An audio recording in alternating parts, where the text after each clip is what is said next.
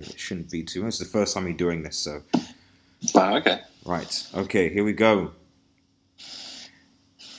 Hey, guys, it's Old Man G here, back again with another match preview for Red Devil Studio.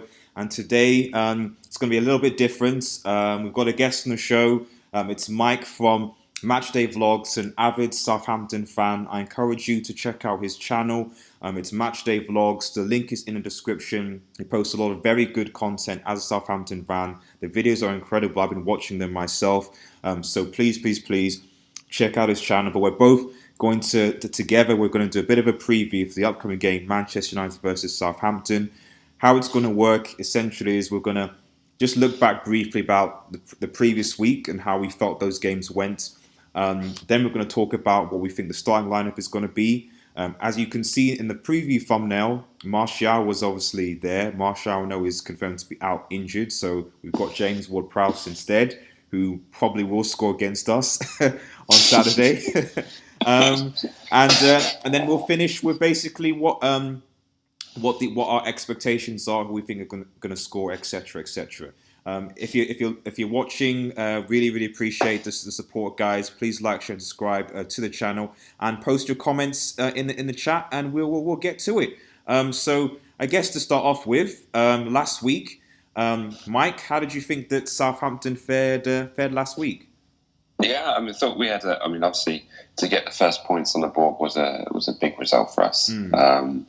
I think that the feeling of the first half, it was pretty even until the sending off of Andone. So I think that really was a little bit passive in the first half, but the first in the Liverpool game previous, and also the Burnley game, we just took, the first half, it just takes us a while to get going, and then we just really seemed to come at it in the second half. Okay. So I think, there was perhaps a decent team talk happened at half time. Obviously, with Brighton being down to 10 men, there was an expectation that we should be able to nick something here. And eventually we did.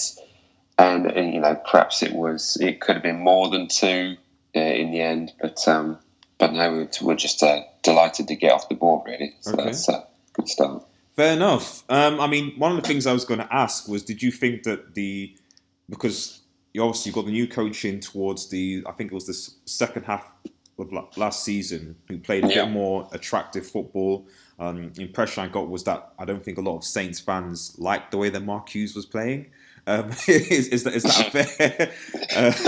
That is fair. I think there's a term like Brexit football, or whatever they call it. It's kind of really basic, old school stuff. And Mark Hughes, obviously did a job in the survival of the previous season, and a lot of people said that he was a bit lucky to get that, but I don't think there was any kind of ill feeling towards Mark Hughes. It was just a case of, with the style of football that's been brought in by the new managers, coming like Pep Guardiola, probably not a good name to say on this channel, but Jurgen Klopp, all these kind of like fast-paced European football where suddenly the left-backs are fast-pacey wingers. It's changed the game completely. Yeah. So, the one thing that, obviously Hasenhüttl was, it's legendary status already. There's no one on the fan base that doesn't seem to think he's some kind of messiah. But the one failing that we do still have at the moment is the defence. And if we can't score goals, that's where we come a cropper, because we're gonna concede. Last weekend we didn't concede, but we're also facing 10 men. And if it wasn't thanks to VAR, we probably would have conceded one goal. But yeah, I think there's definitely a good feeling for the manager, the style of play, the way we're playing, that high pressing football. It's definitely well appreciated. Fair enough. Well, this is the United fan channel, and obviously contrast emotions, because obviously you guys are very happy getting your first win. While United have won before, I think there was a lot of angry discontent when we lost to Crystal, and I was there. When we lost 2-1 to Crystal Palace, I do think we were the better team in that game. Crystal Palace just spent 90 minutes effectively behind the ball and with a measure of time wasting. So it was very anti-negative football, in my opinion.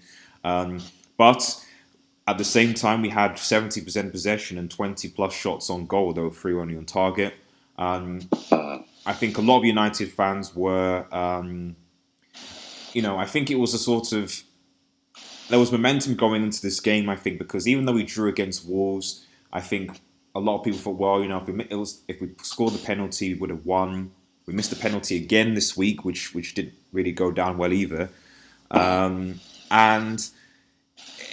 I think a lot of it will obviously naturally bring Solskjaer's, credibility into question. Is he the right man for the job? The questions get answered over and over and over again.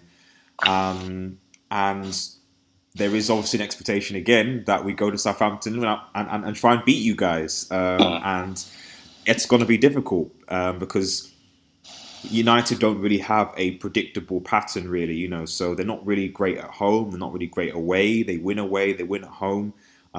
So you never really know what it's a shame. It's almost like, dare I say, like Arsenal, So it's like which United is going to turn up type of thing, which is it's a bit sad. But it's going to be an interesting season. I think. I think if we lose to you guys on the weekend, I think people are going to start asking a lot of more serious questions. I think if we get a draw, I think it won't be great because of our point tally. But I also think that there's an understanding that going away to Southampton is not an easy game. You know what I mean? So there's certain games, going away to Wolves, Burnley. If you get a point from that, it's like, okay, yeah, we'll take it. We'll take it. It's not the if you're going away to and to be honest, the key is you want to win your home games, really. That's where you want to sort of lay your thing. If you're dropping points the way home, it's like it's annoying, but it's not like, oh my goodness, sackable type of. It's when you're losing away to, the bottom. I saw a lot of that Crystal Palace game because it was on the match, the main game of the day on Sky Sports, and like you said, you bossed the possession on that. I mean, the possession stats were there, and it's really. It's an old adage that it's really all about taking your chances when you've got them. And I also watched the Chelsea United game on the first weekend of the season, and you guys looked really impressive. And I think that the pairing of Wan-Bissaka and Harry Maguire looked very impressive. So, but then in the Crystal Palace game, it was a slip up. Was it Lindelof? Lindelof and his head, and then long ball.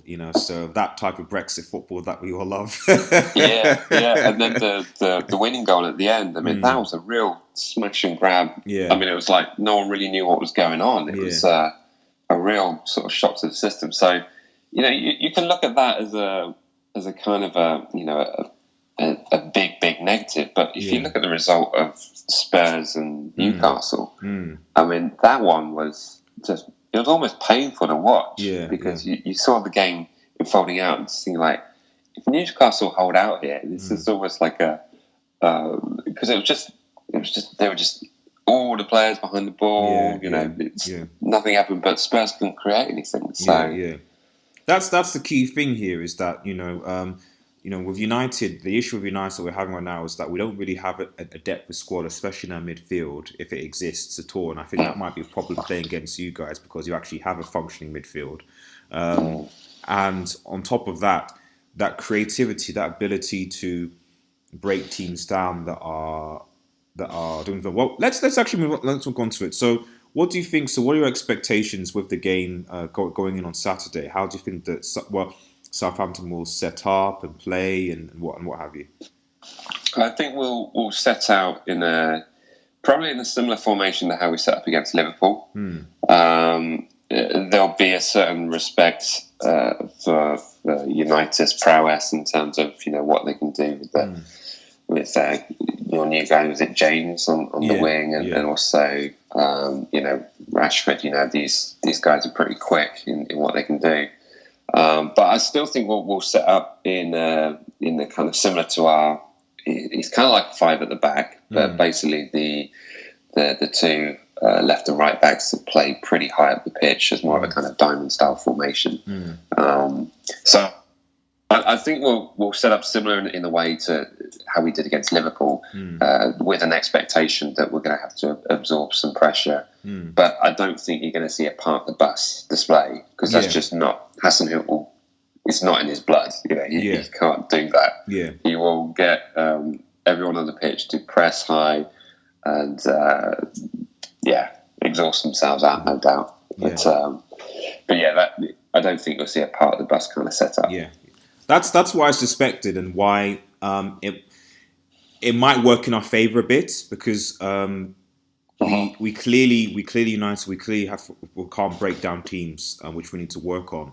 But I think Southampton's pressing ability, because Ole Gunnar Solskjaer, especially if we're going to be away from home, will set us to be a sort of a really fast-paced counter-attacking team. And so with Southampton, I think the Southampton will have to be quite disciplined, because I think that the fact that they won't be so defensively rigid means that there'll be more space for the likes of Daniel James, for Rashford, and I imagine possibly Greenwood will get into who's starting in a second, to run into and to play. And I mean, defensively, we'll see how things go. I think we're okay, but I do think David De Gea is a bit suspect, and I do think that when we're put under pressure, there's still an element of doubt in my mind. But I just think that I expect that this game is going to be a much more open affair compared to previous games, for the reasons that you said, that Hasenhüttl wants to sort of press, he wants to go forward, he wants to play a bit more expansive and attractive football, which will also play into United's hands, because we prefer playing in space and running into space, as opposed to passing the ball sideways, because we can't break down two banks of four, which is essentially what happened at Crystal Palace, and for large portions of even the Wolves game. It was just two banks of four, come and break us down, and we'll huff it away, and so on. Which is fine if you want to get the point, and that's okay. But it's certainly quite boring to watch. Yeah, and like I said, you won't see a park the bus performance-wise, because speaking quite frankly, we can't park a bus. we don't have that kind of ability in our defences yet. It's by no means rock solid. Let's put it that way. Yeah, no, fair enough. Okay, so moving on to the starting 11. Who do you suspect is going to start for Southampton, and then what you think the formation it will play? What do you think about that? Yeah. I mean, I think we had our new centre-back signing, Kevin Danso, start on the Brighton game, and so I imagine he'll be back in the lineup.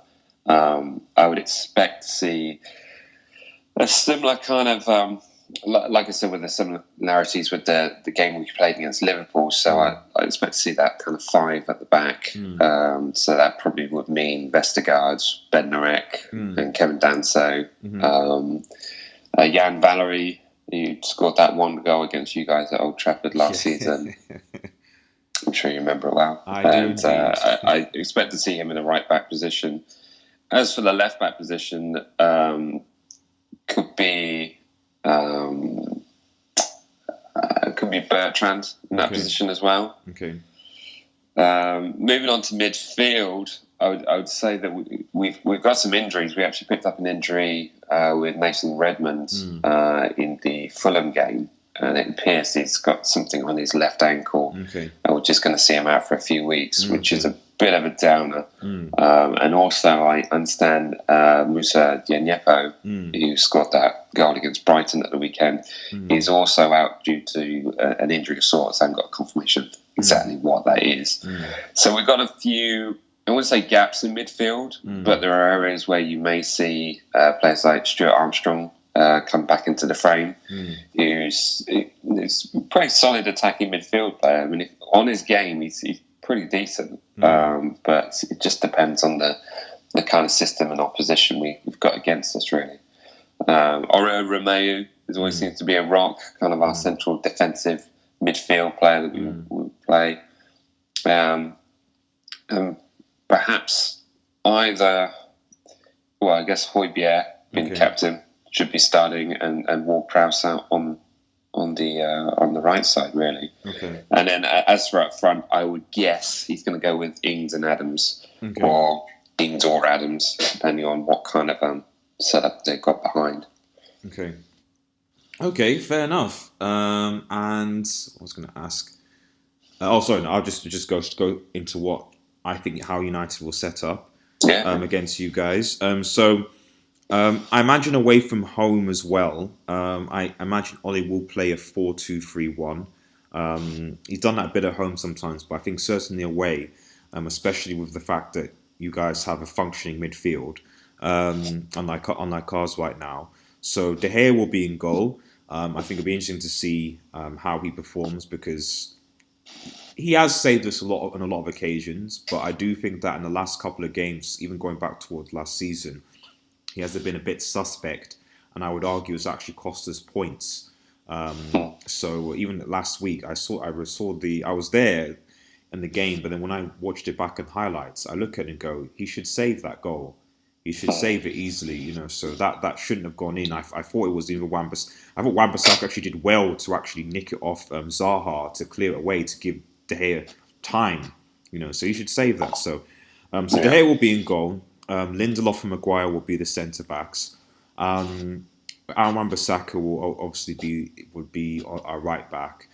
Left back is interesting because Luke Shaw and Dalot is injured, so I imagine Ashley Young will be there, which will be great for you guys, in my opinion, because you just have to target him. So that's already a one weakness exposed in Ashley Young, and I won't be surprised if you just go down that left-hand side all game, just try and do things,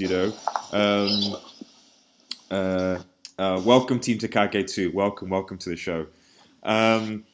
So I would suspect, I can't think of anyone else that could really play there unless he does a makeshift. I'd be very surprised if it isn't Ashley Young. Although there were rumours that he might put Angel Gomez there, but I don't think that'll be the case. I think they will obviously play obviously a 4-2, so I think it'll be Pogba, McTominay. I don't really like how deep Pogba has been playing for Manchester United as of late, because that's not his best position or where he affects the game at all. And also he can't be as creative, so effectively Pogba is playing the role of holding midfielder and attacking midfielder by carrying the ball from defence and just driving it up by himself, because no one else can do that role. And it's really not great. I'm hoping, even though I noticed how it's set up, in my mind I'm hoping that maybe a Fred can play, or maybe he goes to more like a 4-3-3 and changes things up to be just slightly more attacking. But this is a prediction. I suspect he's going to go for 4-2-3-1, in which case Pogba and McTominay are going to be there. I'd rather McTominay be the holding midfielder, but most likely Pogba's going to do it, because McTominay, we'll see. The three up top is where things get interesting, because with Martial now out, I don't think a lot of Manchester United fans want to see Jesse Lingard play at all. It's been so bad. He's been so bad. What do you really think? There was a Twitter post actually that said that I don't know if you remember Adam Johnson, who the disgraced Sunderland player, that went to prison. That went to prison because of. So they were saying, how. Sorry, what have I done? I hope I haven't cancelled the stream accidentally. Am I still streaming? Yes, I'm still streaming. Awesome. Sorry.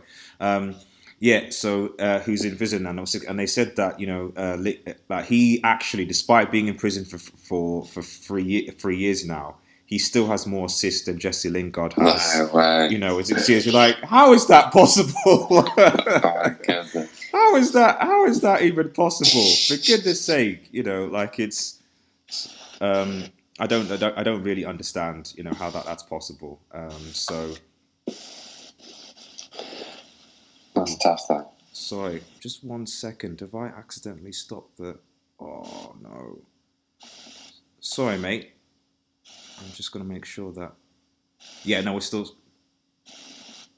Have I restarted the stream? Right, we're still going. Anyway, we're still going. Sorry about that. Sorry. Anyway, guys, we're back. So yeah, yeah, I suspect that he will. I suspect that with Martial injured, he's going to have to play Jesse Lingard anyway. Um, I would suspect that it's a difficult one actually because if he's brave, he'll probably put Greenwood up top, Okay. Rashford on the left, Daniel James on the right, and then possibly a Lingard or a Mata behind. Right. That's possibly what I think. He might be safe and put Rashford up top, and then put Daniel James on the left, and then Greenwood on the right, because I think Greenwood is going to play regardless, and then a Lingard or a Mata behind. So I think I would imagine that he would definitely go for a Lingard or Mata, no problem. That's what I think is going to happen. Interesting. So Yeah. you said about how, sorry to jump in there, but you said about how Pogba, you didn't like him being positioned so far back in the midfield. I mean, if you were setting up that formation in the same kind of 4-2-3-1, I mean, where would you put Pogba? I mean, would you put him in a central position where he's putting Lingard at the moment? Or? So to be honest, my ideal would actually be 4-3-3 with a slightly deeper midfielder, in the sense that I would have played if Fred, for example, was fit, and if even Pereira possibly, I would have had Fred as our sort of more defensive midfielder, with McTominay playing slightly more forward, and then Pogba playing in a bit more of an advanced attacking midfielder role, supplying the front three in Rashford being up top, Daniel James to his left, and Lingard to the right. Greenwood, I'd argue, I prefer actually to the right. That's kind of how I would have liked to setting up in that attacking way, which actually plays more towards Pogba's strengths. But because I think we're away from home, and because Solskjaer, I think, might be starting to feel the pressure and not wanting to. Welcome, Red Devil Weekly. Appreciate you joining the chat. If you're a United fan, please check out his channel as well. He's posting some great content. So thank you for joining Red Devil Weekly. Appreciate it. If you have any questions, let us know. So yeah, would be my preference, Mike. But because Solskjaer, I think, will start to feel the pressure of, okay, I need to win a game, I feel he's going to be more safe, and that's why I think he's going to go for the two holding midfielder approach. Yeah. If that makes sense. That's cool. But I just think that it's going to be interesting because I feel the big. Your strength is the fact that I think that Southampton has got a good working midfield, and I think that if you are smart, you'll be able to overrun us in midfield and just have a lot more chances. I think the weakness, with Southampton is that sort of defensive vulnerability, and the fact that because you will give us space, all it will take is a nice incisive ball by Pogba or by any of the sorts of the back players, and you've got Daniel James, Greenwood, Rashford, who are all very fast players and cause you problems. Is that fair? Yeah. No. Yeah. I'd definitely say if you've got pace around those kind of areas, it's like I said. I mean, our central defence. It's difficult to say really with Kevin Banso, because I haven't had a chance to physically watch him play. But someone like Yannick Vestergaard, I mean, he's huge. I mean, he's absolutely massive. But with that comes a little bit of a sluggish pace, really. Yeah. So I mean, he hasn't exactly got the take on stats of say Virgil van Dijk. Yeah, of course. That'd be nice if we had him back. Yeah. But, well, it's funny you mention that, and I'll make this as a passing comment. You just look back. I think when I looked at watching the Champions League last year, I think they had like an image of all like ex-Southampton players that were in the semi-final of the Champions League, and it was almost like a full squad if you combined Liverpool. and Liverpool and Spurs, and I think one other team. I think, yeah, it was Ajax was there as well. You know, you just had all, and you're like, oh my goodness, look at all these ex-Southampton Pretty players. crazy. Oh, sorry. It's keeping the balance sheet afloat, put it that way. Yeah, But you know, I've got no bad feeling towards Virgil van Dijk. I mean, whenever he's at St Mary's, he always gets booed loads, but I don't really get it, really. I mean, watching him play at St Mary's, I always knew that he was going to go on to a big club. And it was just who, you know, and it's still, you know, perhaps he should have gone to a Madrid or a Barcelona or you know, an actual big club rather than Liverpool, but you know, I just put that in there for the Man United content. Yeah, man. You know, so, but I mean, you know, we were laughing at them saying, "Why are you spending £75 million on?" You know, not saying that he was bad, but you know why. And now you look at it now, and you're like, "It's a bargain. Exactly. It's an absolute bargain." And considering that there are not that many world-class centre backs in the world anymore, really, I think like your likes of Ramos and PK are sort of past it now. That then you don't really have a lot of options, and I think a lot of teams are conceding goals, you know, tons of goals because of it, you know. So yeah, I mean, I just, it's just one of those things where the typical, if the Saints had sort of had kept almost all these players, you don't know what would have happened. But there we go. I would have loved to have seen Dusan Tadic under Hasenhüttl reign. Yes. Because I think that could have been quite special. Yes. So that's probably the only one that I've got. Because I remember them playing against, when they played against, because they knocked out Real Madrid and they knocked out, did they knock out Juventus as well, I think? Yeah. Yeah, I think so, and they were making these like nothing. Dusan Tadic almost had like a messy performance against Real Madrid at the Bernabeu. He was just playing around, and you're like, is this the same guy that was playing? Yeah, you know, with Mark Hughes. It just shows, you know, the importance of having a good manager. You know. Yeah, and the money that was spent on those kind of players. I mean, going back to Virgil van Dijk, I mean, we're talking about that being an absolute bargain. I mean, can you imagine what he would reach today? I mean, Harry Maguire is a great buy. Yeah. And I think 85 million, something like that. Yeah. That's probably about right in this day, this currency. But I mean, to think that Virgil van Dijk was 75 million, you know, what was it 12, 18 months ago? Yeah. That's crazy. Yeah. You know? No, he long-term investment. At the very least, like, he's worth now. Oh, just a quick comment from Red Devil Weekly. We seem to always have a battle against Southampton. Solid side, especially at home. Going to be a difficult game. Like I said, I definitely agree. I don't think this is going to be an easy walk in the park game. And I think any United fan that thinks it's going to be a walk in the park is quite frankly naive. The only advantage, like I said, that I think that we have is that Southampton are not going to be as defensively or as structurally rigid as like Newcastle or Burnley or Wolves or Crystal Palace, and they're going to give us a bit more space. And if we can exploit that space, then we've got a shot. I think that's their weakness over there. But we don't have a working midfield. I don't know who is going to play in the midfield.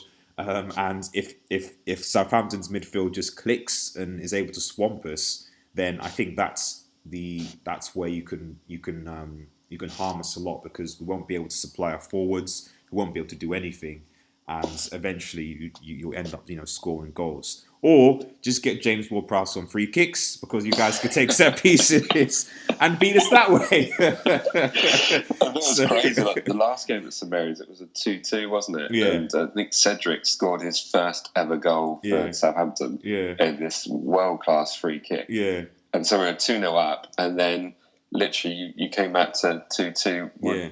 Just basically going straight down the middle. I mean, I think it was Lukaku just walked from the centre spot to the goal and kicked it in. It was our embarrassing defence, but hopefully it's a little bit better on tomorrow. So, it's as if we should be able to, if we could switch, you know. So if we could give you guys your defence, and if you give us your set piece takers, you know, and stuff like that, and if we could, then we'd be fine, you know, because United have been terrible at taking set pieces, corners, free kicks, winning in the air. It's been awful to watch, you know. So if we could, you know, exchange, you know, that would be really good. I think lastly, you know, just as we sort of bring this sort of stream to an end, What are your sort of expectations for Southampton this season? That's a big question. I would say if you asked me before the season has started, I would have said, okay, we want to be mid-table. If we can be within a few points of the European spots, UEFA League, then I think that'd be a great achievement. I think Ralph has installed a bit of realism to the fan base to say, look, we're not the sort of club that's going to be spending 40, 50 million on a striker or a midfield player or something like that. We can't function like that. We are the kind of club that would pick up someone from Europe or someone from the academy and really turn them into a 50, 60 million player as opposed to buying that kind of stuff. Yeah. So I think there's probably an expectation that we shouldn't be fighting around the relegation spots at all. Okay. I think a lot of the fan base will be disappointed if they see another kind of final few months of the season where we're thinking this isn't looking great. But my expectation at the start was around 10th. I think anywhere between 10th and 14th.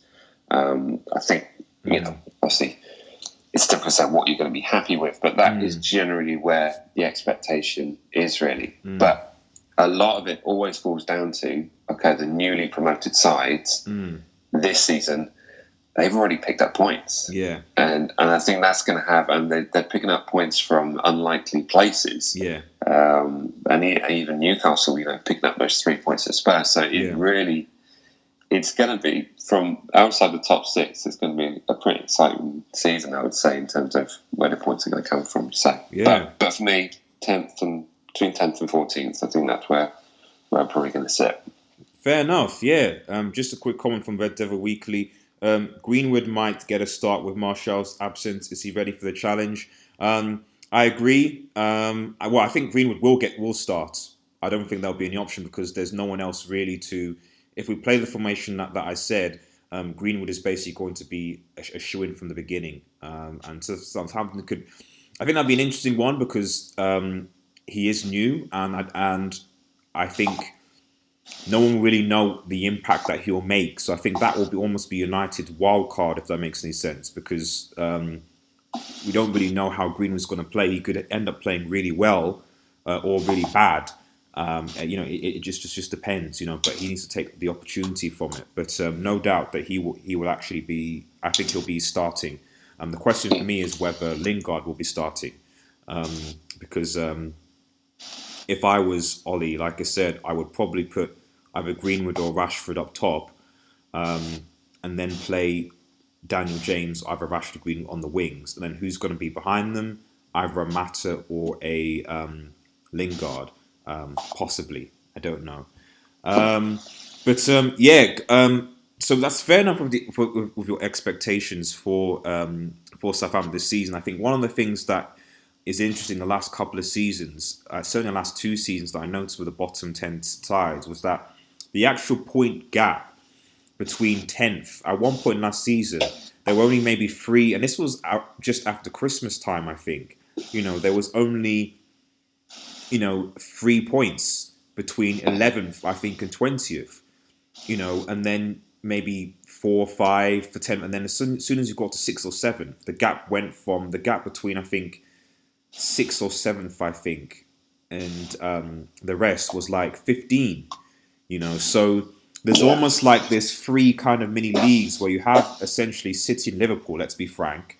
Then you have, from 3rd to about 6th, 7th. And then you've had maybe 1 or 2 in 8th or 9th. And then, the remaining half of the league from essentially 10th to 20th. You could argue fighting relegation, but it's weird because it's not really fight. Is it fighting relegation when there's 10 teams that are so close and that you win a game next week and you've gone from 15th to like 11th? You know what I mean?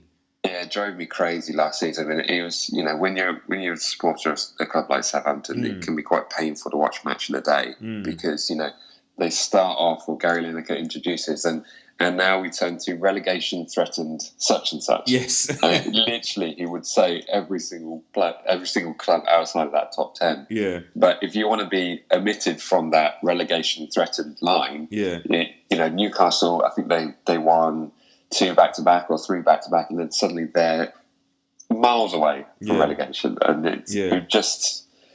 But you're absolutely right. I mean, the amount of points separating those lower clubs is nominal, and it really could go either way. I mean, I look back to last season, I think, like, have we not got a result against Spurs? Have we not got a result against Wolves at home? Have we not got this and that?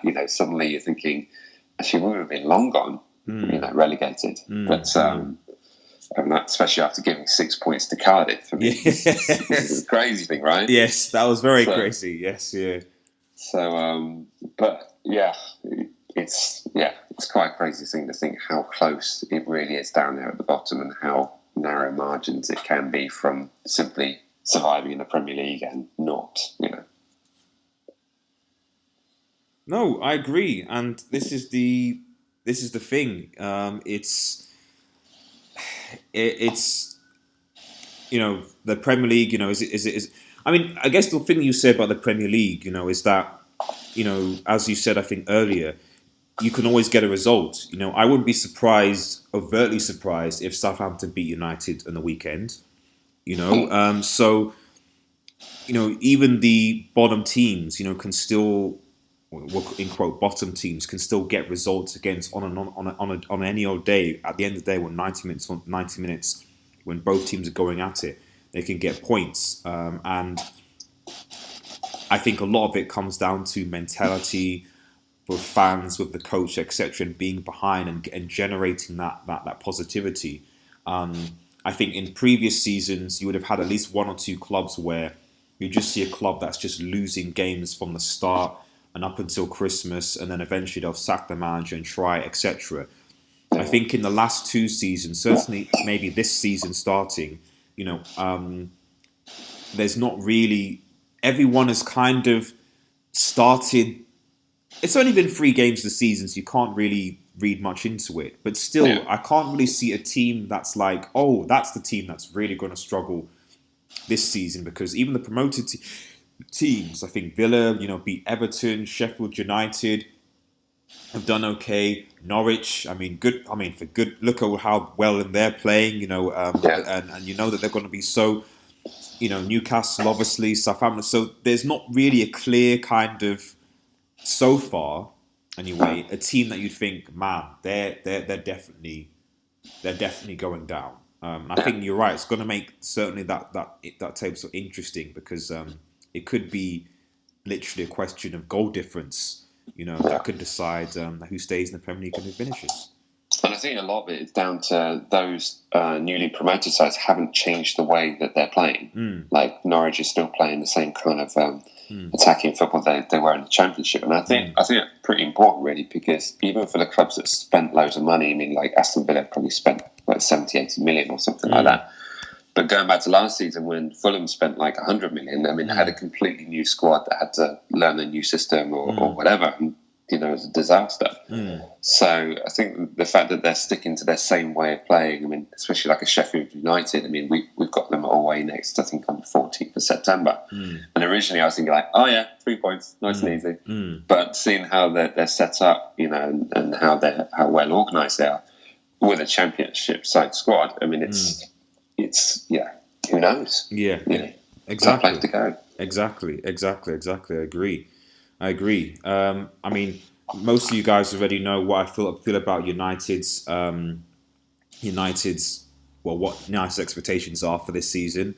I think that as a United fan, our obviously aim is for top 4. It'll always be for at least top 4. It should actually be for the title, but I think we're so far from that isn't even an option.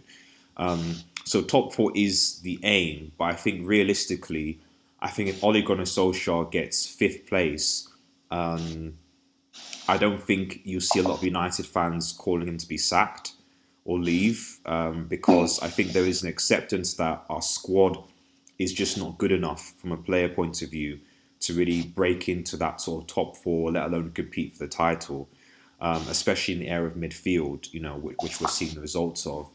I also think that that a lot of fans are willing to give him time and patience, especially because he's bringing in a lot of youth and young players that are coming in. And yeah, I just think that when you look at the other teams in the top six, City and Liverpool, we know are guaranteed top two, are guaranteed top four. So really, it's third and fourth place. Spurs, you know, Spurs will be interesting. I always think that I think Spurs will get it because I just think that they win enough games to do it. Arsenal, personally, I think that Arsenal will probably get the fourth spot. The only thing that where I think Arsenal may struggle is because I just think that their away form from home is not good. And if United or even Chelsea are going to challenge fourth or challenge Arsenal, they have to take advantage of winning their away games. Because I just think Arsenal will drop a lot of points away from home this season because Emery just doesn't seem to know how to play away.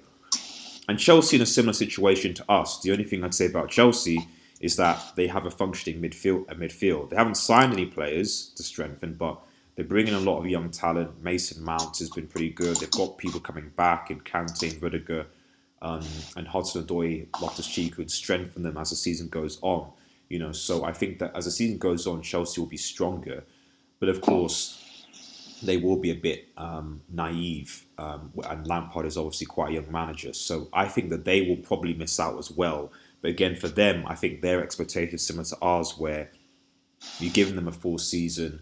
We don't expect Champions League football. We just expect to at least play, just win a couple of games, see some good youth development, and just have a bit of excitement in the way that we play.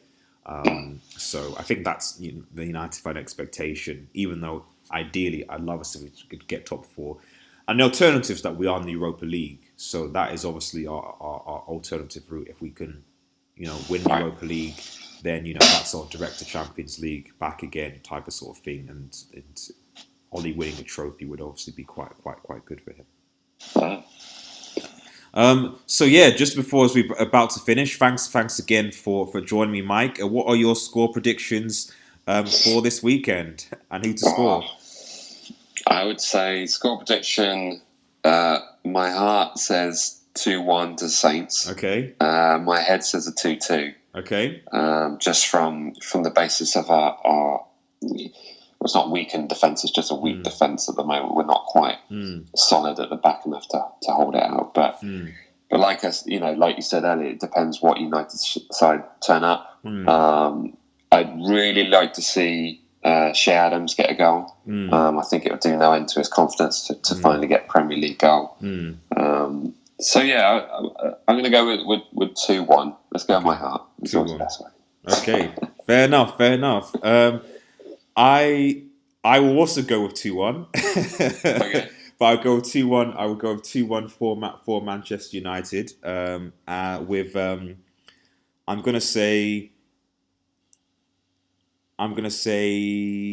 Rashford will score. And I'm gonna say, fingers crossed, a goal for Mason Greenwood. On his full United Premier League debut starting, so I do think he will start. I think both of those guys will get the goals. I don't think we'll be able to keep a clean sheet.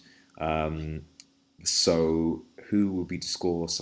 I think you'll score from a brilliant set piece, because that's just how you always beat us. We seem to always concede from set pieces. So I'm going to say Ward-Prowse will be playing. I'm going to give Ward-Prowse the goal. We're going to concede a free kick, and he's going to score a cracker against us again.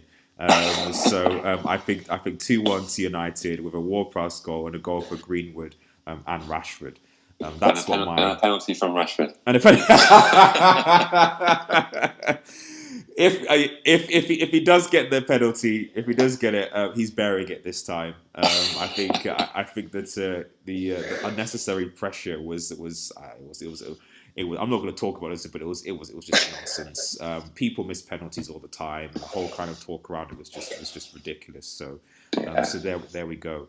But that's it, guys. Thanks for everyone who's tuning into the stream. Please like, share, and subscribe to Red Devil Studio if you haven't already. And please, if you haven't, guys, I'd appreciate it if you go and check out MatchDayVLOGS. The videos in the description. Mike does amazing work for Southampton. It's good. It's great quality video work, and I hope that his channel continues to grow as well. So we're stopping the stream, guys. Thanks everyone that was watching and listening. Have a nice day and cheers. That's right.